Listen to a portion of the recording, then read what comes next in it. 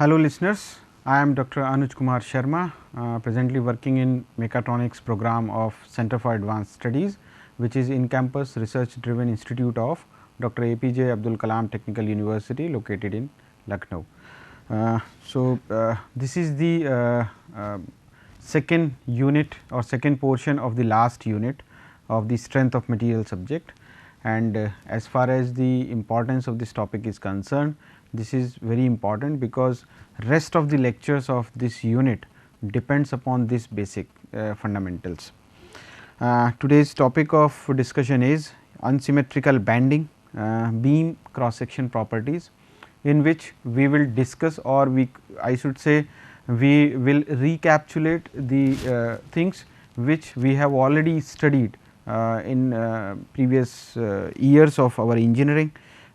So, today's topic of discussion for the presentations are we will discuss about the centroid and center of gravity. All of us know, but we will try to refine the fundamentals, or we will try to recall the knowledge which already we have. Centroid versus center of gravity, what are the basic differences between these two, moment of inertia and product of inertia, and we will take some numerical problems on these moment of inertia problems also. Also we will cover the transformation laws for moment of inertia and product of inertia, and then we will take one numerical problem on the transformation laws also. So, these are very important fundamentals as far as the unsymmetrical banding is concerned, क्योंकि ये सारी चीज़ें हम लोगों ने symmetrical banding में भी हम लोगों को ज़रूरत पड़ती है. तो जैसे हम लोग एक एक चीज़ को देखेंगे. सो अगर हम सेंट्रॉयड और सेंटर ऑफ ग्रेविटी की अगर हम बात करें, so what do you mean by centroid? So, centroid of the cross section of an area is the point at which all the area may be assumed to be concentrated. So, generally centroid is known as the geometrical center of the object, or we can say of two dimensional object. Let us say we consider any shape. So, let us say this is the arbitrary shape, and if let us say this is the geometrical center of this body. So, let us say this is the coordinate system, this is origin, this is x axis, this is y axis, and let us say the coordinates of this point x bar comma y bar. So, this is the centroid for geometrical body, but what is the center of gravity? So, center of gravity means it is the point inside the body or outside the body where whole weight of the body is supposed to be concentrated. So, let us just to understand this, let us consider this area.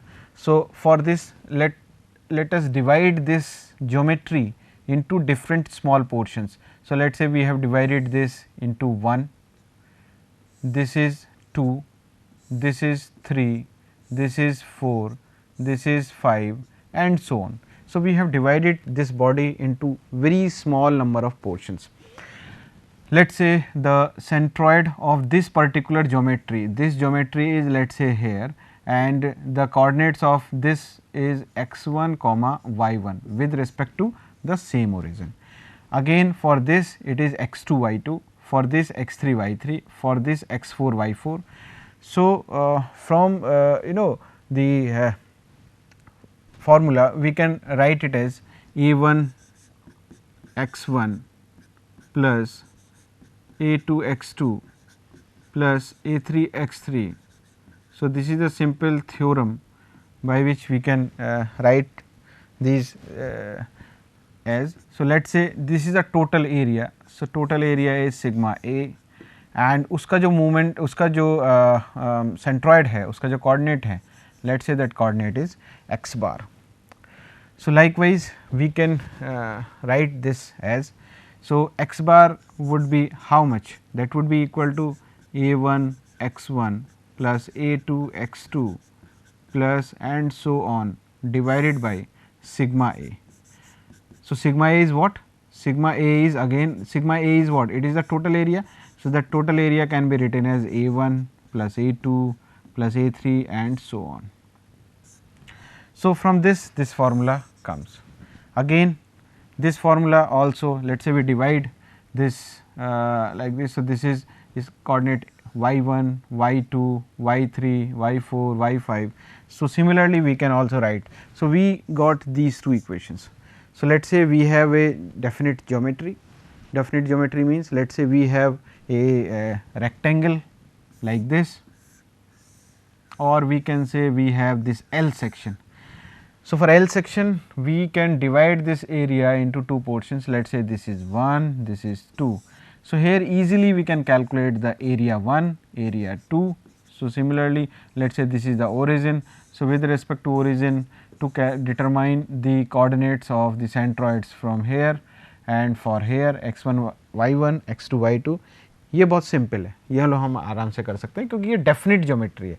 लेकिन irregular shapes के case में, जैसे ये shape है, ये इस तरह की कोई शेप है, तो इसको करने के लिए हमको क्या करना पड़ेगा, तो we can not use this summation. So for that it becomes this x dA, right, divided by integration of dA. So, this formula becomes like this. So, we cannot apply this formula, this is for the definite shapes, definite objects. So, likewise this is the centroid. So, centroid means it is the geometrical center. For circle generally the geometrical center means this is the centroid. अगर हम rectangle की बात करें तो अगर ये B है और ये H है तो जो हमारा सेंट्रॉइड होगा वो यहाँ से B/2 और यहाँ से H/2 मिडिल पे होगा. So this is known as the geometrical centre of the object. Moment of inertia. So, moment of inertia is generally known as the second moment of area. So, the moment of inertia or second moment of area about the given axis is the product of the element of the area. दो चीज़ों का product होता है, product of the element of area and square of the distance of the centroid from the axis. Now, अब ये कैसे निकलता है? So, अगर हम कोई भी एक object मान के चलें, let's say this is the object और ये हमारा एक छोटा सा एलिमेंट्री एरिया है, let's say this elementary area is A, तो this is known as the second movement of area. तो अगर हम इसको आई से रिप्रेजेंट करते हैं जनरली मूवमेंट ऑफ इनर्शिया को, let's say this is the origin, this is x axis, this is y axis. तो let's say we want to calculate I x. तो आई एक्स अगर निकालना है तो इस एक्सिस के अबाउट इस ऑब्जेक्ट इस एरिया का सेकेंड मूवमेंट, फर्स्ट मूवमेंट क्या होगा, let's say the coordinates of this is x comma y. तो फर्स्ट मूवमेंट क्या होगा इसका, first movement would be y into dA. First movement is y into dA. So, first movement is y into dA. लेकिन उसको बोलते हैं हम लोग second movement of area. So, it means again we have to multiply it by y into dA. So, then it becomes y square dA. So, this is the moment of inertia of this area only. Let us say we want to calculate for whole area, then we have to integrate this. So, from where this relation comes. So, I x is equal to integration of y square dA. Similarly, I y is equal to x square dA. So, these two formulas are very important to calculate the moment of inertia. This is the I is equal to a k square, k is the radius of gyration. Now, we need two theorems, parallel axis theorem and perpendicular axis theorem. So, for parallel axis theorem we can take this as I x is equal to I x bar plus a into y bar square और I y is equal to, तो parallel axis theorem क्या कहती है कि अगर हमें किसी एक एक्सिस के अबाउट मोमेंट ऑफ इनर्शिया पता है, let's say we know the moment of inertia about this axis and we want to calculate the moment of inertia about this axis. So अगर हमें इसका पता है I x बार, so I x is equal to I x bar means moment of inertia about the centroidal axis plus product of area multiplied by square of the distance of between these two axis. तो इन दोनों axis के बीच का जो distance है उसका square multiplied by इस body का area, उसको ऐड कर दो इस वाले में सेंट्रोइडल एक्सिस में, then we will get the moment of inertia corresponding to any axis. ये पैरेलल एक्सिस है. Perpendicular means if we know the moment of inertia about this axis and this axis, then the third axis which is here about this we can easily calculate the moment of inertia. So, I x plus I y bar is equal to I z bar. So, this is the perpendicular axis theorem, लेकिन बहुत ज़्यादा हमको यहाँ पे ज़रूरत नहीं पड़ेगी, that is why I am rushing quickly. Now, product of inertia.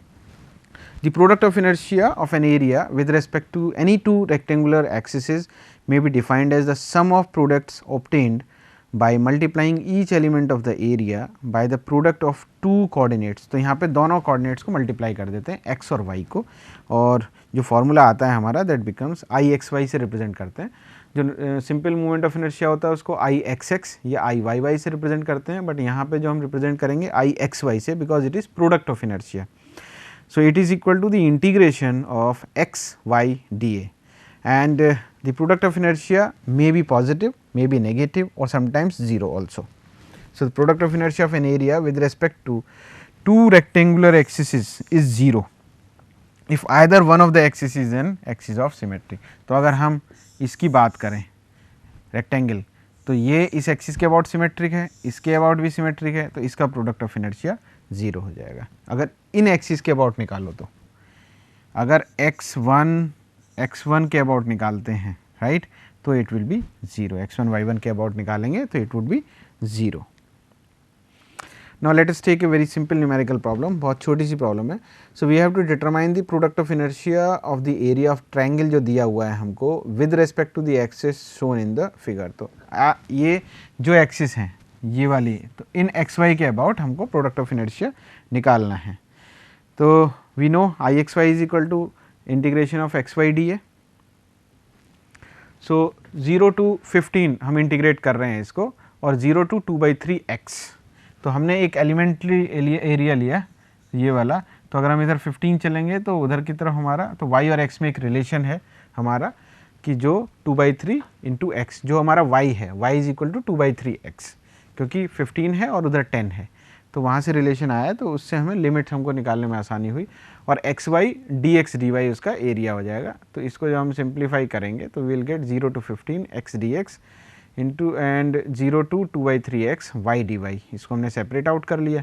तो दोनों को अलग अलग इंटीग्रेट करके जब हम सॉल्व करेंगे, सो हम लोगों को जो आई एक्स वाई मिलेगा that will be 2/9 mod x की पावर 4/4, और 0 to 15 इसको सिंप्लीफाई करेंगे तो we will get I x y is equal to 1/18 into 15 raise to the power 4। तो ये हमारा प्रोडक्ट ऑफ इनर्शिया आया इन दो एक्सिस के अबाउट। कोई और एक्सिस होगी तो definitely we will get some other value. तो आई एक्स वाई हमारा इतना आ गया 2812। Let us take another simple numerical for rectangular cross section. तो यहाँ पे b और h दो डायमेंशंस दे रखी हैं, और इसका भी हमको प्रोडक्ट ऑफ इनर्शिया निकालना है। तो अगर इसका प्रोडक्ट ऑफ इनर्शिया देखें तो फॉर्मूला यही है, I x y is equal to integration of x y d A. तो डी ए निकालना है पहले हमको, और x और y, और फिर लिमिट्स की वैल्यू हमको निकालनी है। तो एक 0 to b होगी और दूसरी 0 to h होगी। तो x dx और 0 to h y dy। तो let's say the elementary area, ये वाली जो साइड है इट इज़ dx, और ये वाली जो साइड है इट इज़ dy। तो दोनों का जो प्रोडक्ट होगा that will give you the dA। सो यहाँ पे लिमिट्स रखी, पहले हमने पहले वाले को इंटीग्रेट किया तो y²/2, उसमें लिमिट्स रखी तो h²/2 into 0 to b x dx।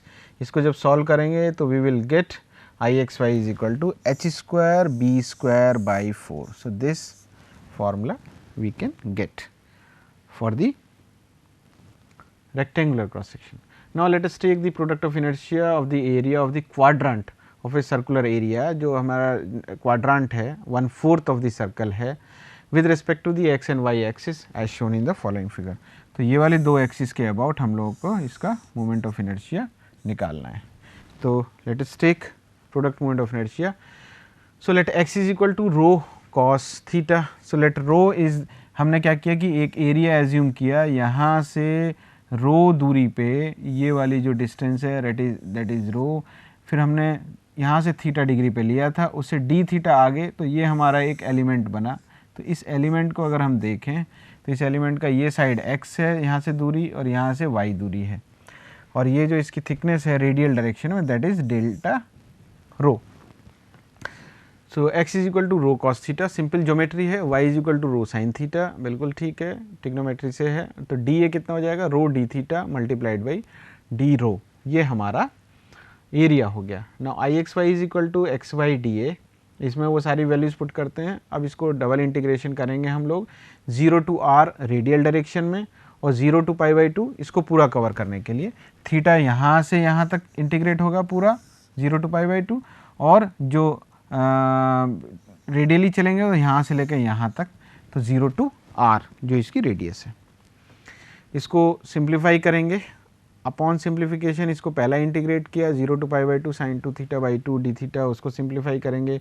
Again we will integrate for the another limit 0 to pi by 2, जो थीटा को इंटीग्रेट करेंगे वी विल गेट r की पावर 4 अपॉन 16 इंटू 2, तो इट विल बिकम r की power 4 by 8। So for quadrant product of inertia will be r raised to the power 4 upon 8.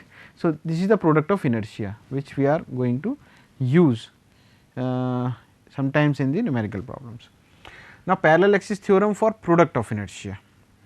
तो product of inertia के लिए parallel axis theorem हमने normal movement of inertia के लिए तो देखा है कि हम लोग जो सेंट्रोइडल एक्सिस का जो मूवमेंट ऑफ इनर्शिया है उसमें हम एरिया और दो पैरेलल एक्सिस के बीच का जो दूरी है उसके स्क्वायर का प्रोडक्ट इसको हम ऐड कर देते हैं, तो then we can get the corresponding movement of inertia.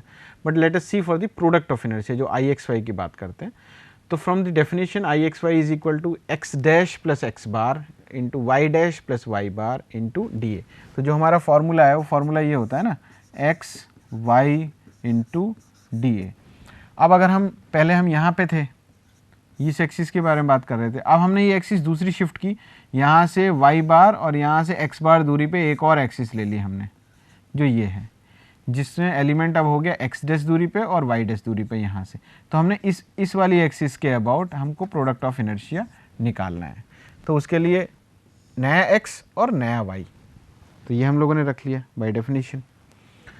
So I x y will become, इसको हमने ओपन कर लिया, ओपन करने के बाद सेपरेट आउट कर लिया, सेपरेट आउट करने के बाद we know x dash y dash is I x bar x y, ये मोमेंट ऑफ इनर्शिया हो गया जो हमें कैलकुलेट करना है। ए एक्स बार वाई बार, ये डी ए को हमने इंटीग्रेट किया तो it become area, so a into x bar y bar plus ये फर्स्ट प्रोडक्ट ऑफ इनर्शिया है जो हमेशा जीरो रहता है।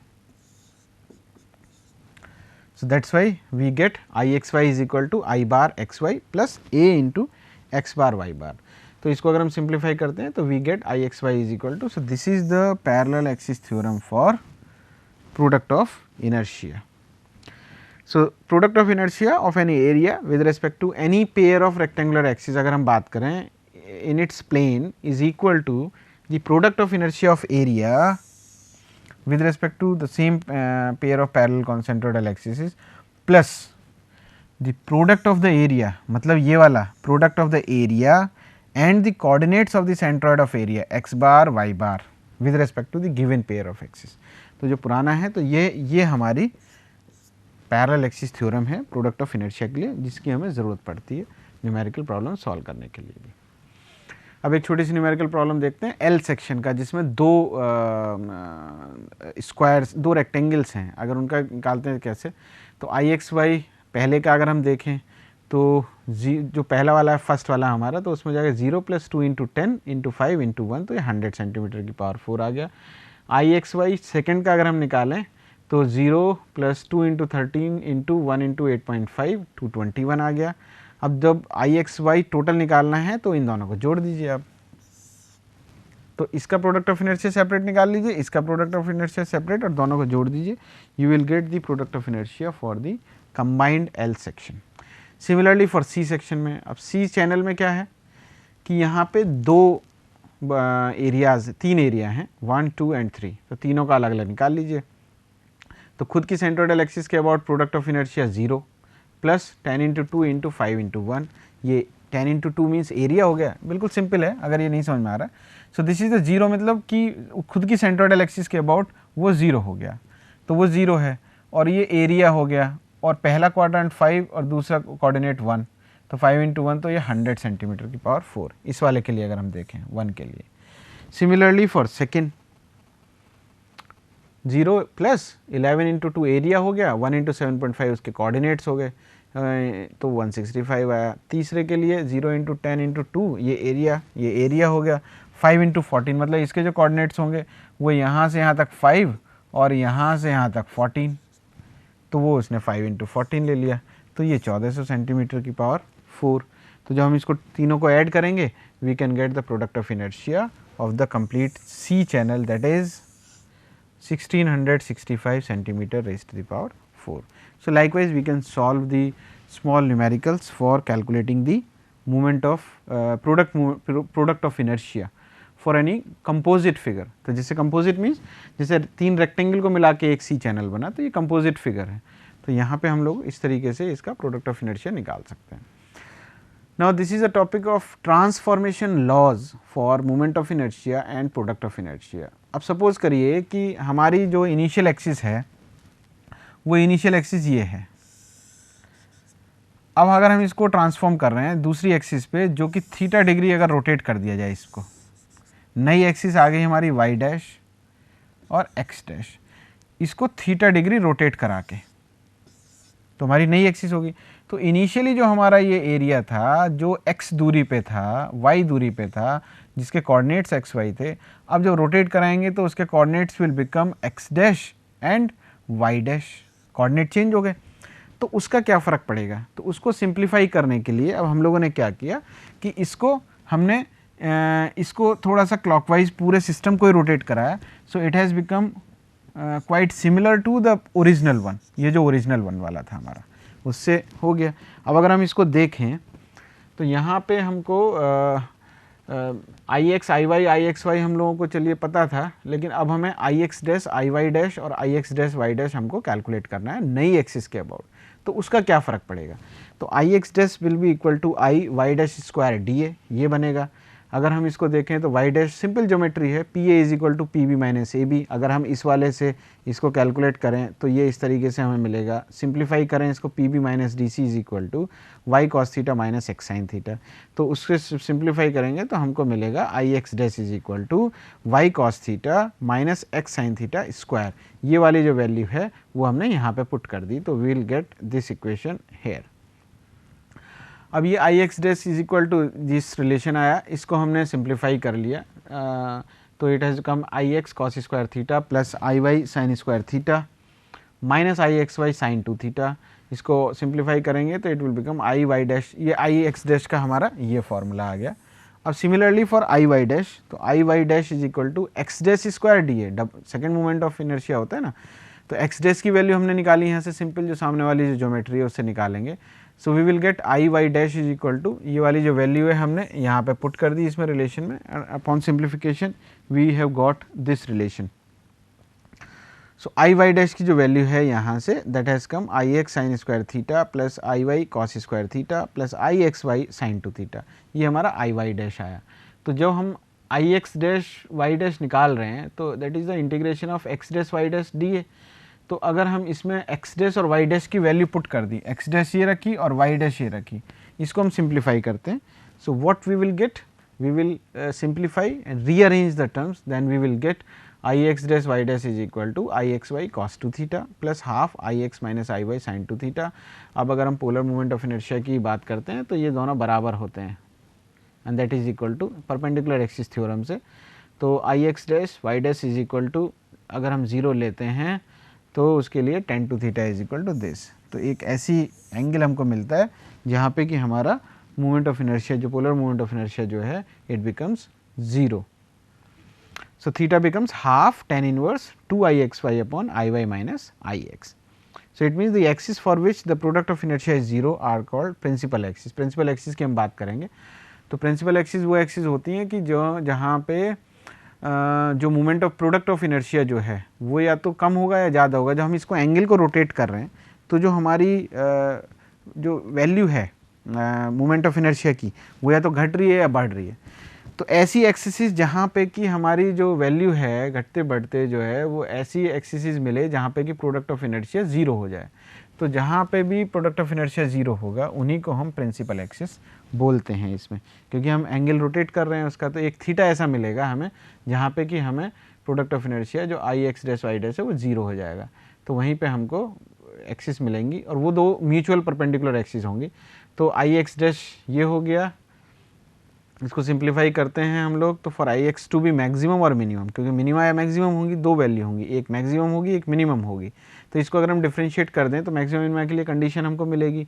तो वो अगर हम देखें तो इसको सिंप्लीफाई करते हैं तो we are getting the same जो कि हमें पहले मिल रहा था. इसका मतलब प्रिंसिपल एक्सिस जो हैं वो एक्सिस हैं जहाँ पे कि product of inertia either would be maximum और मिनिमम. सॉरी वो 0 होगा, तो वहाँ पे जो हमारा प्रोडक्ट ऑफ इनर्शिया वो 0 होगा हमेशा, और उसको मैक्सिमाइज मिनिमाइज करने के लिए हम लोग चेक कर लिया कि वहीं पे जो है हमारी जो मोमेंट ऑफ इनर्शिया है वो मैक्सिमम होगा या मिनिमम होगा, तो वही वैल्यू यहाँ पे मिल रही है।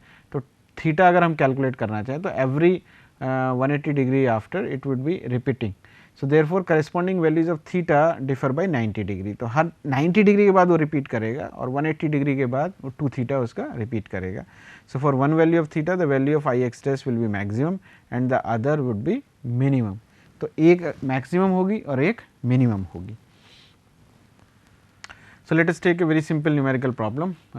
This is the moment of inertia of unequal lag angle iron section as shown in following figure with respect to the axis passing through the centroid. तो हमें एक L section दे रखा है और उस पर हमें जो है moment of inertia of unequal lags हमको calculate करना है। तो यहाँ पे area हमको पता है, दोनों area निकाल सकते हैं। We have divided it into two areas. First is this and second is this. तो इस तरीके से अगर हम करें तो A1 A2 हम दोनों निकाल सकते हैं।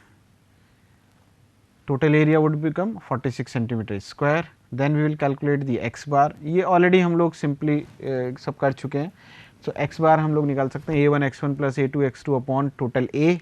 तो ये फर्स्ट स्लाइड में जो डिस्कस किया था, तो x bar has come 2.739, y bar has come 5.239 centimetre square. फिर आई एक्स बार अगर हम देखें so simple b h cube by 12 plus parallel axis theorem हम लोगों ने लगाई, तो दैट हैज़ कम 1008.703 सेंटीमीटर की power 4। Similarly I y bar में भी वो एच बी क्यूब बाई 12 अगर हम वो लगाते हैं, so we will get 356.203 centimetre raise to the power 4। तो likewise we can get the I x bar, I y bar. Then I x bar, I bar x by अगर हमको calculate करना है, so we will have to apply the formula and then we can get this. So total area we have got, so by this we can get A1 उसको हमने parallel axis theorem से shift किया, तो that is minus 339.13 centimetre raise to the power 4। सो इसमें tan 2 theta हम निकाल के चेक कर लेते हैं। सो इट इज़ कमिंग 1.0323948, ये फार्मूला ऑलरेडी हम ड्राइव कर चुके हैं अभी पिछले सब्सिक्वेंट स्लाइड्स में। सो 2 थीटा की वैल्यू अगर निकालें 46 degree 6 minute, 23 degree 3 minute theta की वैल्यू आई, उसमें 90 डिग्री के बाद वो रिपीट करेगा 113 डिग्री। तो आई यू अगर हम निकालें, so that is I x bar cos square theta plus I y bar sine square theta minus I x y sine 2 theta, क्योंकि हमें ये निकालनी है आई यू की value. So that is come 1153.036 centimetre raise to the power 4। तो I u plus I v ये फिर perpendicular axis theorem से निकालते हैं। So that has come 1364.906 centimeter raised to the power 4. So this is the numerical and then we can get the value of IV. तो IV की value अगर देखें तो ऑलरेडी हम IU कैलकुलेट कर चुके हैं, उसको यहाँ पे अगर हम फार्मूले के अंदर रखेंगे then we can get 211.87 centimetre की power 4. So likewise we can do the simple numerical problems, tough numerical problems भी they look like simple. So I hope you have understood the concept of the beam properties. So now in the next lectures we can have a discussion on the unsymmetrical bending. So I hope you enjoyed and you do practice at your home. Thank you so much for listening.